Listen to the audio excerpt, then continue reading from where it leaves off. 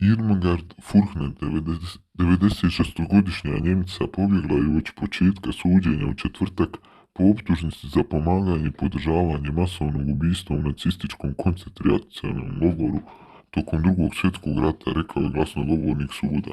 Furner je optužena da je kao 18-godišnjakinja učestvovala u ubistvu 11.412 ljudi dok je bila daktilografkinja u koncentracionom logoru Sudhov između 1943. i 1945. godine. Optužena je u bijegu, rano ujutru napustila je svoj dom taksijem, se odvezla u pravcu stanice metroa Milhofer, rekao je glasnogovornik suda Frederik. Glasnogovornik je rekao da je raspisana potjernica. Njeno trenutno boravište nije poznato i da tačke optužnice ne mogu biti izrečene ako se Furner, kojoj se sudi na sudu za adolescentni zbog njene dobi u vrijeme navodnih zločina, lično ne pojavi na sudu.